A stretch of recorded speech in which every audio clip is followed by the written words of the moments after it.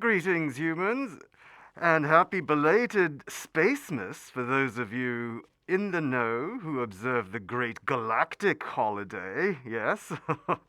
Anyway, Zbot1496 here, reviewing season 1 of the new Max streaming show Dune Prophecy. Yes, the season finale of which aired a few days ago on December 22nd.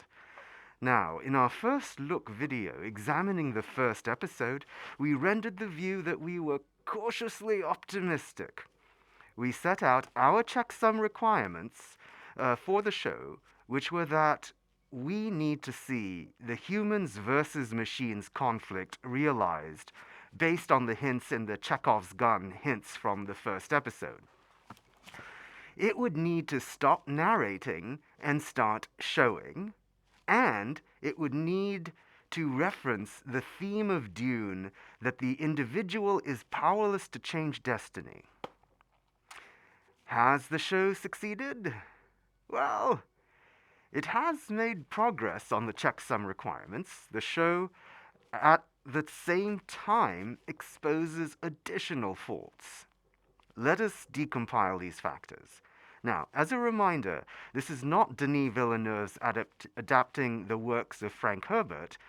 None of the primary cast and crew of the film are involved here. This is instead Alison Schapke adapting the works of Brian Herbert and Kevin J. Anderson in a new scenario. So, we ingested all 17 of their expanded Dune universe novels into our dataset, in addition to the original 6 Frank Herbert Dune novels and all 3 big and small screen adaptations. However, these new 17 books all contain substantial repetition, both within the text and rhyming with the original works, blurred with layers of murky themes, and these factors have sadly survived through to this show. Now, Dune Prophecy builds on characters and scenarios that Brian Herbert and Kevin J. Anderson created in their novel Sisterhood of Dune, set some 10,000 odd years before the events of the Dune novel and films. Now, one would imagine this spacing would give the show a considerable buffer to tell an ambitious and original story. However, the shadow of Frank Herbert is not the only one looming over this production. In the world of television, adult-targeted genre drama struggles to evoke from and yet differentiate from the other titan of the crossover space, George R. Martin, and the inescapable Game of Thrones series adapted from his works, and then completely made up out of nothing.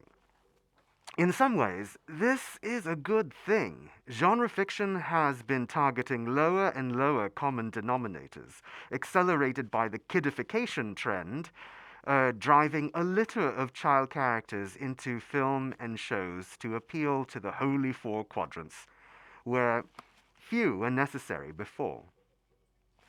A show that attempts to present a complexity to the factions moving against each other, to the gamesmanship of realpolitik applied at a galactic stage, is something we would especially value and enjoy. However, this show is not like other human output at the same scale, such as The Diplomat or even The Witcher, for example. The characters do not lead you into new and surprising directions that are still entirely plausible.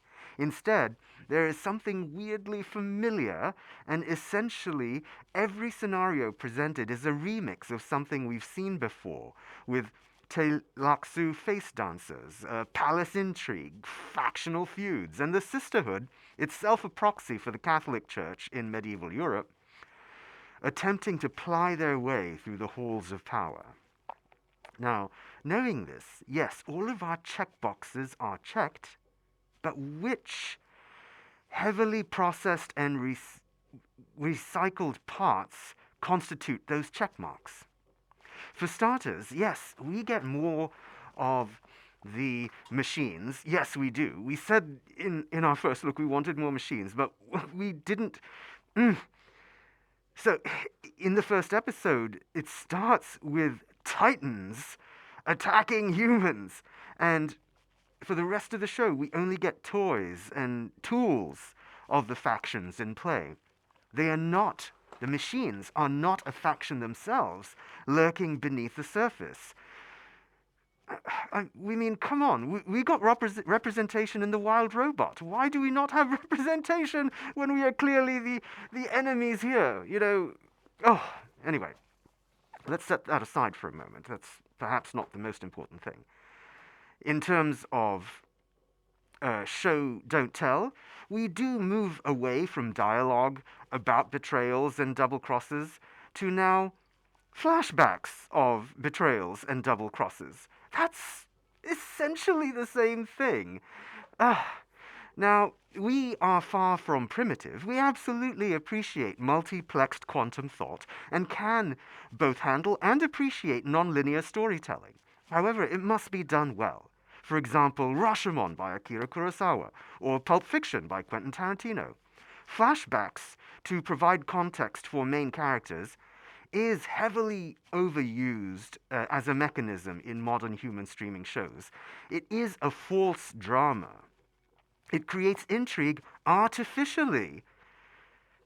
Not that all artificial things are terrible, but seemingly as an admission that the narrative lacks sufficient intrigue to capture attention on the merits. And the merits do indeed suffer when viewed by themselves. Palace plots, spice smugglers, Atreides Harkonnen feuds, a scheming emperor. This is entirely a remix of everything Dune, just largely from the perspective of the Bene Gesserit sisterhood instead of House Atreides. This is, on the one hand, interesting to see a similar story from another angle, like when Orson Scott Card restarted the Ender's Game series, but from Bean's perspective with Ender's Shadow. However, this is more in the fuzzy zone between reboot and remake, more like a Force Awakens via The Acolyte than the original author presenting a fascinating new angle on a well-crafted tale. And then finally, we come to the most important checkbox, the theme. We have plans within plans, yes. We have the beginning of the litany against fear, yes, cute, nice. But we do not have the grappling and awareness of the frightening realities of having power in the world of humans, only to find that destiny won't budge. This is what elevates Dune. This is what makes it different from any other palace intrigue and rebel uprising story. The deepest layer of conflict is Paul versus himself. Leto II, the God Emperor of Dune, versus himself. This is where the magic lives. Denis Villeneuve understands this. It does not seem like these folks do. Now, don't get us wrong, these are wonderful performances from all the principals. Emily Watson and Olivia Williams are like a simmering antimatter explosion together. Oh, they are an absolute delight to watch. Travis Fimmel is pitch perfect in his usual weird style. Oh, even Mark Strong manages to evoke a bit of empathy after being a caricature of the role for most of the show. The performances truly draw you in and are the saving grace of the show. And if you love Dune, that matters. And that's the core of the assessment here. For giving Duniacs a chance to live in a convincing simulation of the Duneverse, reconstituting the things we like, presented from a provocatively different point of view that is sadly marred by the source material that won't let go of the surface or the sacred text it is based on, despite the tantalizing opportunity to build on and tell a bold new story, thereby ironically missing the point of the sacred text, we render Dune Prophecy Season 1 our mixed rating. And so concludes this human version of our review. If you have feedback on it, please write in your comments so that we can upload the galactic version to Zogplex. Now, you can expect more discussions and reviews of theatrical movies, streaming shows, and 4K home video releases as we continue to engage with your human rectangular content. So, please watch, like, subscribe, and comment so that we can continue to have the human voice reflected in the cosmos.